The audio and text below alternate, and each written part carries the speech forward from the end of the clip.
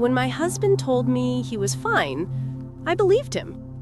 Maybe I shouldn't have, because that lie, those 3 small words, would soon destroy everything I thought I knew about him. I still remember the night it all began. It was cold, the kind of night when silence feels heavy.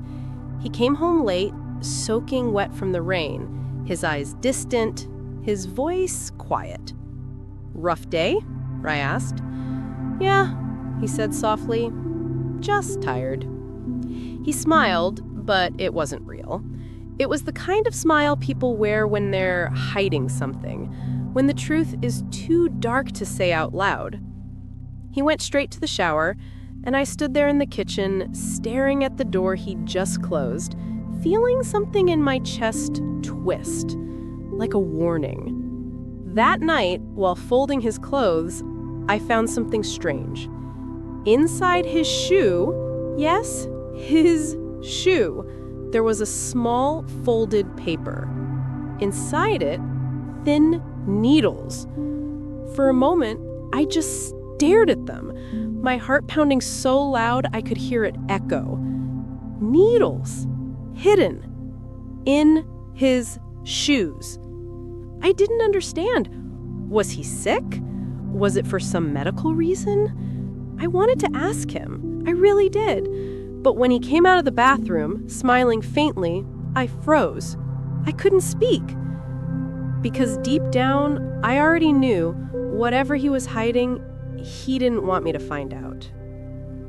That night, I lay beside him, pretending to sleep. His breathing was uneven. At one point, I heard him whisper something under his breath, words I couldn't make out. And then, just before dawn, he got up quietly, thinking I was asleep. I watched through half-open eyes as he slipped on those same shoes and left. No goodbye, no explanation, just gone. Something in me broke then, because when the person you love most starts living a secret life, you can feel it, like a shadow moving between you, stealing pieces of your heart one night at a time. The next evening, I made a choice that would change everything. When he said he was going out for work, I waited 10 minutes, then grabbed my coat and keys. I followed him. Through the rain, through the darkness, and what I saw that night, what I found hiding behind that calm smile, those trembling hands, was something I will never, ever forget. When you live with someone for years, you start to learn their rhythm, the sound of their footsteps, the way their voice changes when they're tired, the look in their eyes when they're hiding something. Mark used to be my peace. He wasn't a man of many words, but he was kind, steady, predictable in the best way. The kind of man who would fix a broken drawer before you even asked, who'd stay up late helping our son with homework after a long day at work. We met when I was 25, working as a cashier at a local grocery store. He came in every morning for coffee, same order, same shy smile. One day, he finally asked for my number. A week later, we went for a walk by the river. It wasn't a dramatic love story, just 2 quiet people who somehow fit together. Years later, when we got married, he promised me a simple life. Not rich, not fancy, but filled with love. And for a long time, that's exactly what we had. We built a small home in the suburbs, raised 2 kids, and lived the kind of life that never made headlines but felt safe. Until one day, safety wasn't enough. The change I almost missed. It started so quietly, I almost didn't notice. Mark began coming home late, first once a week, then almost every night. He said he was doing extra shifts, helping a coworker, fixing a generator after hours. And at first I believed him. Why wouldn't I? He'd always been hardworking, always reliable. But then, one night, he came home later than usual. His hands were shaking, his eyes red. and unfocused. I asked gently, "Are you okay?" He smiled too quickly. "Yeah, just tired." That became his favorite line. Just tired. He said it so often that it started to lose meaning. Small lies, small cracks. I started noticing little things. Things that didn't make sense. Receipts from gas stations far from his usual route. Random phone numbers scribbled on napkins. And once, a small bruise on his arm, like a circle. When I asked about it, he laughed softly. "Got caught on some wire at work." I smiled back, but my stomach turned.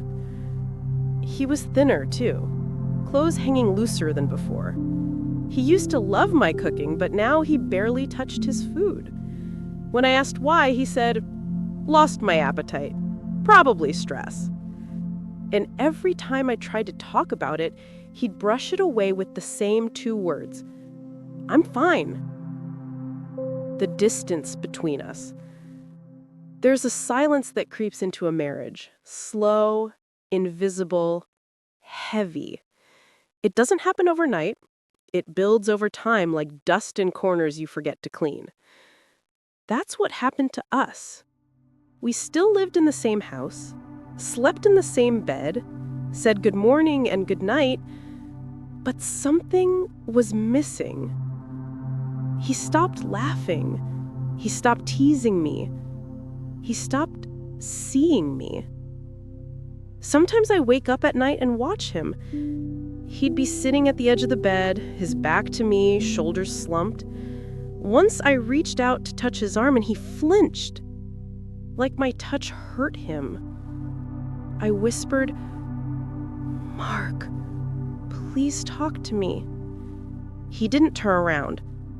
"I'm fine, Sarah. Go back to sleep." I did, but I didn't sleep. The first real lie. It was a Saturday evening. We were supposed to visit his mother for dinner. He called me an hour before saying he had to work late.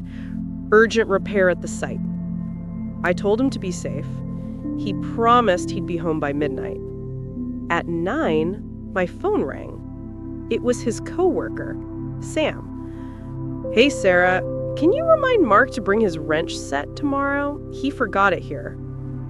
My heart dropped. If his tools were at work, what was he using right now? I didn't say anything to Sam. I just thanked him and hung up. That night, Mark came home past midnight smelling of rain and something metallic, almost chemical. He smiled weakly when he saw me waiting. "You're still up?" "Yeah," I said softly. "How was the site?" "Busy. I'm exhausted." I forced a smile, nodding. Sam called. "Oh, he said you left your tools at work." He froze, just for a moment, then laughed. "Yeah, I was helping another crew. Didn't need them tonight." I nodded, pretending to believe him, but something in my chest cracked a little. I wanted to ask, who are you lying to protect? Me or yourself? The man I couldn't recognize. Over the next few weeks, he changed even more. He started locking the bathroom door, something he'd never done before. He'd disappear for half an hour, come out with bloodshot eyes, claiming he'd been checking his messages. Sometimes I'd catch him zoning out, just staring at nothing. Once I asked if he'd eaten lunch, and he looked confused, like he didn't even remember the question. Our son Ethan asked me one night, "Mom, why does Dad sleep so much?" I didn't know what to say, so I lied too. "He's just working hard, honey." But the truth was, I didn't know the man sleeping in that bed anymore. His body was here, but his mind was somewhere else. The night that broke me. One night, I decided to wait for him. He said he'd be home by 11. I sat on the couch with the TV on mute, staring at the clock. 11 came and went, then midnight, then 1. At 2:17 a.m., the door finally opened. He stepped in quietly, dripping wet from the rain. His eyes looked glassy, his face pale. He saw me and froze. "You're still up?" "Yeah," I said softly. "Where were you?" "Work ran late." I stood up. "Work doesn't run till 2 a.m, Mark." He exhaled heavily, rubbing his face. "Sarah, please, I'm tired. Don't start." "Start what? Asking where my husband goes every night?" He looked at me, and for the first time, I saw something dark in his eyes. Not anger, not guilt, just emptiness. "You wouldn't understand," he said quietly. Then he walked past me into the shower, closing the door. I stood there shaking, because maybe he was right. I didn't understand. But I wanted to. The moment I knew something was very wrong. A few days later, I found a strange mark on his ankle, small puncture wounds barely visible. When I asked, he said, "Mosquito bites. In winter." That night, I went through the laundry basket and checked his jeans pockets. I found another crumpled receipt from a pharmacy across town. No medicine name I recognized. And then, a small plastic cap, like the kind from a syringe. I sat there on the bathroom floor, holding it in my hand, shaking. No words, no breath, just a heavy, sinking realization. I knew deep down what it meant. I just didn't want it to be true. The breaking point of love. He had been my safe place for 12 years. The man who held my hand when I cried after my father's funeral. The man who painted our daughter's room pink, even though he hated painting. And now that same man was slipping away into a darkness I couldn't reach. I tried to talk again. "Mark, whatever it is, you can tell me." "There's nothing to tell. You're not okay. Stop, Sarah." His tone was sharp this time. He'd never spoken to me like that before. I said, "Stop." Then he turned away, leaving me standing there, tears burning in my eyes. That was the first night I slept alone, not because I wanted to, but because I didn't know who I was sleeping beside anymore. I told myself maybe it was work stress, maybe health issues, maybe depression. I came up with every reason except the one that was real, because sometimes love makes you blind. You don't want to believe the person you trust most could be hiding something that could destroy you both. But deep down, I knew the truth was coming, and it wouldn't stay hidden forever.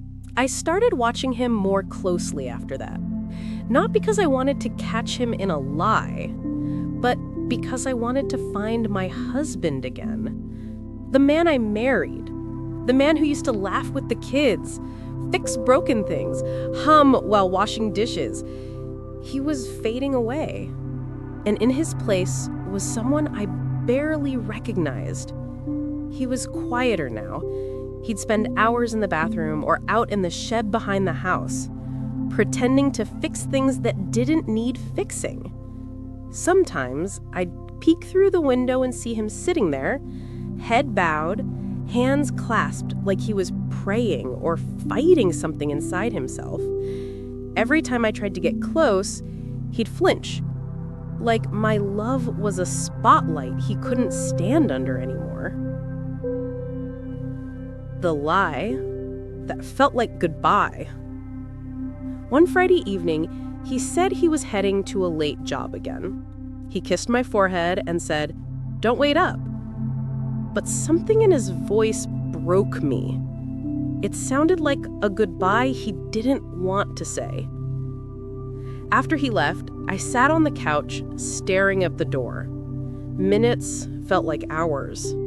The house was too quiet, the kind of quiet that makes your thoughts loud. Our daughter came into the room, rubbing her eyes. "Mom, is Dad home yet?" "Not yet, sweetheart. Go back to sleep." She nodded and walked away, her small footsteps echoing down the hallway. And as I watched her disappear into her room, I realized I wasn't just losing my husband. My children were losing their father. Following the shadows. That night, I couldn't take it anymore. I needed to know the truth. So the next evening, when he said he was heading out again for work, I decided to follow him. He left at 8 p.m., same as always. I waited 10 minutes, grabbed my coat, and quietly got into my car. It was raining again. Cold, relentless rain. I kept my headlights dim, staying a few cars behind his old blue truck. He didn't drive toward the construction site like he'd claimed. He turned the opposite way, down narrow streets through the old industrial district where most of the factories had closed years ago. My heart pounded. I didn't even know what I expected to find. He finally stopped near an abandoned warehouse.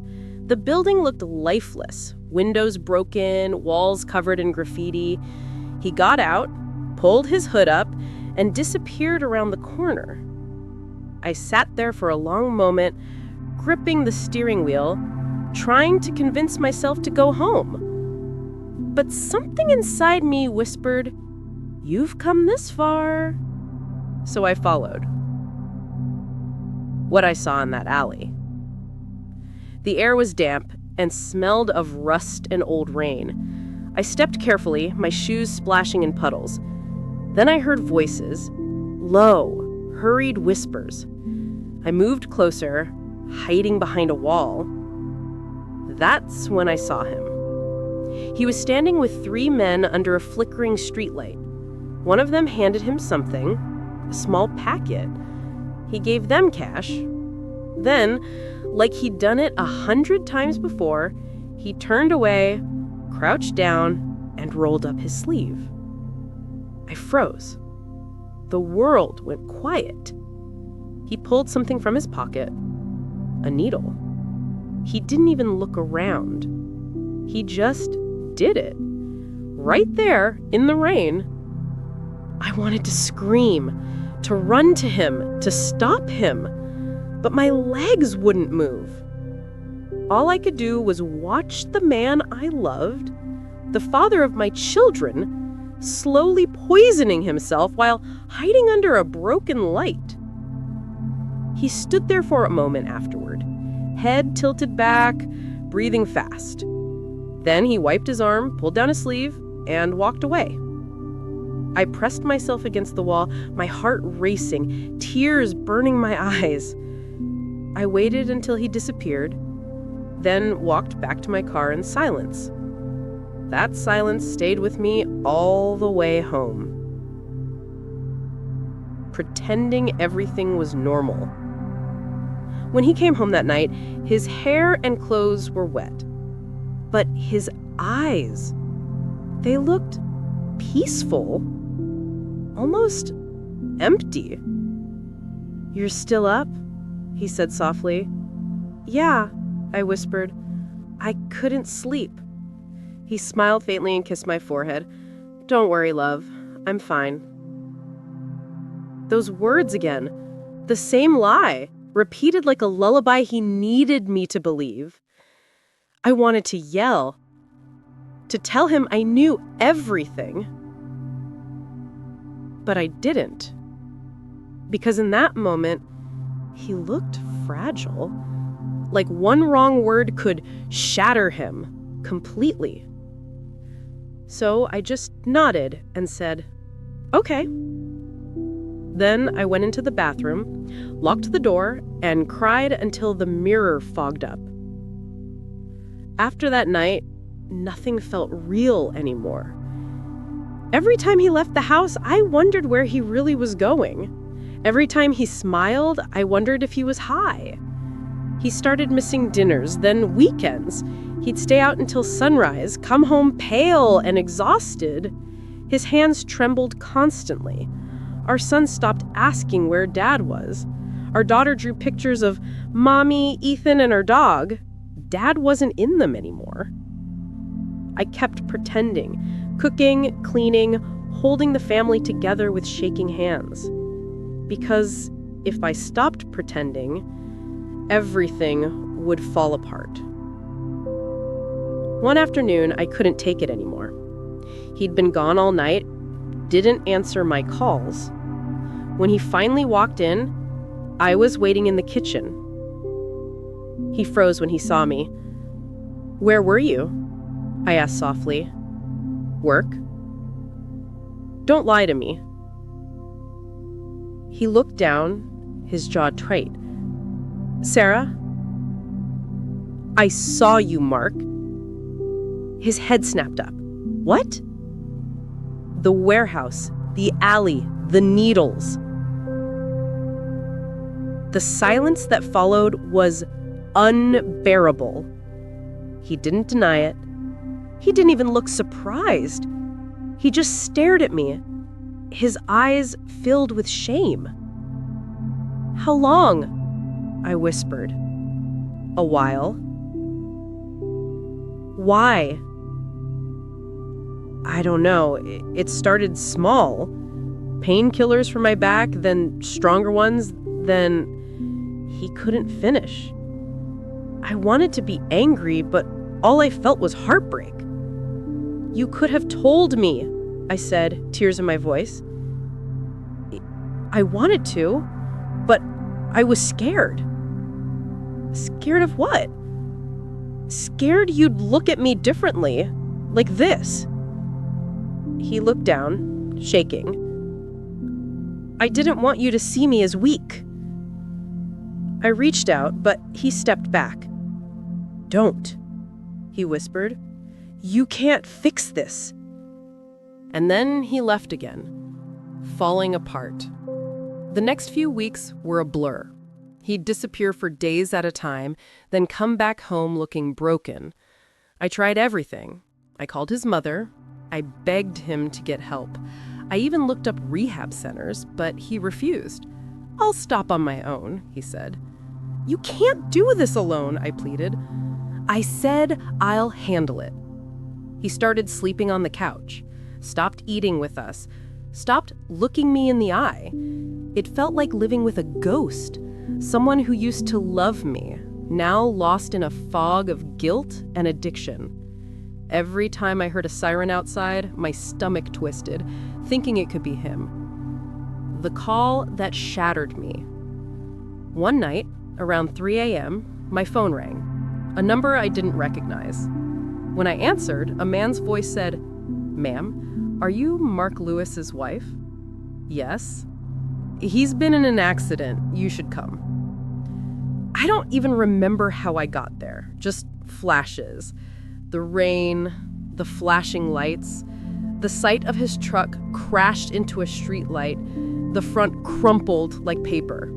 He was alive, but barely conscious. They said he'd lost control, likely under the influence. I stood by his hospital bed, holding his cold hand. He looked so small, so fragile. When he opened his eyes, he whispered, "I'm sorry."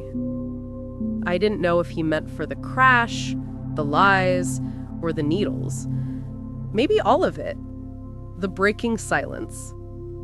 He was in the hospital for a week. The doctors talked about rehab, about detox, about second chances. But when he came home, I could tell he hadn't really changed. He tried for a while. He really did. But addiction is a beast that doesn't let go easily. He'd wake up in cold sweats, shaking, muttering that he couldn't do it. I'd hold him, whispering, "You're not alone." But he was. Even with me there, he was alone in a darkness I couldn't enter. The last time he said, "I'm fine." It was a Sunday morning. The kids were at my sister's. He was sitting on the porch, staring at the sky. I made coffee and sat beside him. "You look tired," I said. "I'm fine," he replied, smiling weakly. Those same words, again. And for the first time, I didn't even pretend to believe them. Because this time "I'm fine" didn't sound like a lie. It sounded like goodbye. That night, I found the needles again, hidden in his shoes, like before. Same place, same secret. And that's when I knew he wasn't just fighting an addiction, he was fighting himself. And he was losing. That night, the night I decided to follow him, I didn't know what I was walking into. All I knew was that my heart wouldn't let me rest. It was past 10 when he grabbed his jacket and said quietly, "Just need to clear my head. I'll be back soon." He didn't look at me when he said it. He just slipped on those same old shoes, the ones that once hid those strange needles, and walked out into the darkness. I waited a few minutes, then followed. The rain was falling softly, tapping on the rooftops, mixing with the sound of my own footsteps. His figure was faint ahead of me, under the streetlight, hunched, tired, and somehow smaller than I remembered. He turned down a narrow street I'd never seen him take before. My stomach twisted. I walked slower, careful not to make a sound. He stopped in front of an old building. Broken windows, flickering light above the door. I could see shadows moving inside. And then I saw him knock twice. Someone opened the door. He slipped in. My heart nearly stopped. I walked closer, hiding behind a wall, and from the small cracked window I could see dim light inside. A few people sitting on the floor, some whispering, some crying. And in the corner, him.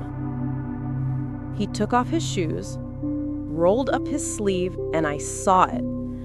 The same needles, the same shaking hands, the same quiet, broken face I hadn't recognized for months. It felt like the world went silent. He wasn't fine. He hadn't been fine for a long time. He was using drugs. My husband, the man who once promised to protect me from everything, was now destroying himself, one needle at a time. I couldn't move. I couldn't breathe. I wanted to run in, to scream, to pull him away, but something in me froze. I just stood there, watching him sink deeper into something that was swallowing him whole. After a while, he leaned back against the wall, eyes half closed, tears streaming down his face. He looked empty. That's when I realized this wasn't about weakness. This was pain. He was fighting something bigger than I had ever seen. When he left the building, I quietly followed again. He walked slowly, stumbling a little, until he reached the park. He sat on a bench, staring at nothing. I hid behind a tree and just watched him. He took a deep breath and whispered, "I'm sorry. I can't stop." And that broke me, because those were the same words I had been whispering in my heart every night. I can't stop loving you, even when you're destroying yourself. He stayed there for a long time, shivering under the rain. When he finally walked home, I followed silently behind, keeping a few steps away, like a ghost of the woman I used to be. When we reached the house, he went straight to bed, pretending nothing happened. and I sat in the living room, still in my wet clothes, staring at the floor. The rain outside had stopped, but inside, it still poured. That night, I made a decision. I could either keep pretending, keep smiling and believing the lie, or I could finally face the truth. I looked at the clock. It was almost dawn. The first light touched the curtains, pale and fragile. I whispered to myself, tomorrow, I'll talk to him. I'll tell him I know. But I didn't know that tomorrow would come with this storm I wasn't ready for. Because the next morning when I woke up, he was gone. And this time, he didn't come back. When I woke up that morning, something felt wrong. The house was too quiet. The bed beside me was empty, cold. At first, I thought he just stepped out for coffee, but then I noticed his shoes were gone. His jacket, too. And on the kitchen table, there was a note. A small, torn piece of paper, barely a few words written. I'm sorry. Please don't look for me. I remember just standing there, holding that note between my fingers as my eyes filled with tears. My hands trembled so much I could barely read it. He was gone, and I didn't even know where. For days I searched. Hospitals, shelters, old friends, places we'd gone together. Every night I sat by the window, hoping maybe he'd walk back through the door like before, saying it was all a mistake. But he never did. Sometimes I thought I heard his footsteps outside, that faint, familiar sound of shoes brushing against the floor, but it was always just the wind. And the nights. The nights were the hardest. I'd sit there replaying every little thing I missed, the tired eyes, the late returns, the quiet dinners. He had been crying for help, and I never saw it. Or maybe I saw it, but I was too scared to admit it. One evening, about a week later, I received a call. A calm voice on the other end said, "Ma'am, we found someone. We believe he belongs to you." My heart stopped. The next thing I knew, I was in a cold room, the smell of disinfectant thick in the air. There he was, lying on a narrow bed, eyes closed, face pale but peaceful. He wasn't breathing. The nurse said they found him near the park, the same place he used to sit when he felt lost. He had no ID on him, just a ring, the one I gave him on our 10th anniversary. I didn't cry at first. I just stood there, numb, staring at him. He looked calm, like the storm inside him had finally gone quiet. It's strange how love works. Even after everything, the lies, the pain, the nights I spent alone, seeing him like that didn't fill me with anger. It just broke me quietly. For weeks after, I couldn't sleep. I'd wake up in the middle of the night, expecting to hear his voice or feel the bed move, but there was only silence. Then one morning, I opened the drawer of his old desk. Inside, I found a small notebook, worn, the pages smudged. Inside were short entries, messy handwriting, pieces of his thoughts. Trying to stop. She doesn't deserve this. I love her. I hope she forgives me someday. That's when the tears came. I sat there for hours, reading every page, my heart aching with every word. He had been fighting, really fighting, even when I thought he'd given up. But addiction is a cruel thing. It doesn't just take lives. It steals the person before they're even gone. That day, I finally forgave him. Not because he asked me to, but because I needed to. Forgiveness wasn't about excusing what he did. It was about freeing myself from the pain that wrapped itself around my chest. I started visiting the park again, the same bench where he used to sit. Sometimes I'd talk to him, softly, like he could still hear me. And in those moments, the wind would move through the trees, and it felt like he was listening. Little by little, life began to return to me. I started cooking again, laughing again, living again. Not because I forgot him, but because I learned to carry him differently. Not in the pain, but in the peace that came after it. Some nights, I still see him in my dreams. Smiling, clean, free. And every time I wake up, I whisper into the silence, "You're fine now. I know you are." It's been 3 years since that night. 3 long, quiet years. Sometimes it feels like a lifetime ago. Other times, it feels like yesterday. There are mornings when I still wake up and turn to his side of the bed, expecting to see him there smiling, half asleep, mumbling about coffee. But of course, it's just the soft shape of the pillow. I've learned that grief doesn't leave you. It just changes its face.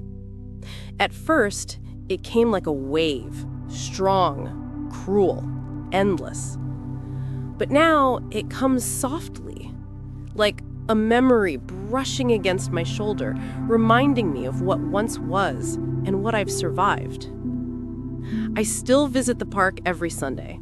That same bench, the one by the old tree where the leaves always fall first in autumn. I bring a small cup of coffee and sit there quietly. Sometimes I talk out loud, like I used to when he was beside me. I tell him about my week, about how our son finally graduated, how the house feels lighter now, how the nights aren't so lonely anymore. And sometimes I just sit in silence. I've stopped asking why. I used to beg for answers, why he couldn't stop, why he hid it from me, why love wasn't enough to save him. But now I know some questions don't have answers. Some pain simply asks to be understood, not solved.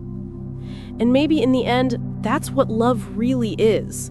Not fixing, not rescuing. Just understanding even when it hurts. There was a time when I thought his story ended the day he left. But it didn't. Because he still lives here. In my voice, in my memories, in every quiet moment where I choose compassion instead of bitterness. Sometimes when I see someone on the street who looks tired or lost, I stop. I look them in the eyes, and I smile. Because maybe someone just needs to be seen, to be reminded they still matter. That's what I wish I had done sooner for him. To look deeper, to ask one more time, are you really okay? If I've learned anything, it's that the words, "I'm fine," are not always true. Sometimes they're a whisper for help, wrapped in silence. And if you ever hear someone say them, pause, listen, look a little closer. Because sometimes the people who say they're fine are the ones fighting the hardest battles you'll never see. Now, when I close my eyes, I don't see the pain anymore. I see him smiling, somewhere beyond all this, free from the weight that once held him down. And I whisper back, with all the love that still lives inside me, "You're fine now. I know you are." Sometimes love isn't about holding on. It's about letting go with grace, with understanding, with peace. Because even when people leave, the love we share doesn't die. It becomes a light guiding us forward, reminding us that compassion is stronger than pain, and that forgiveness can heal what time cannot.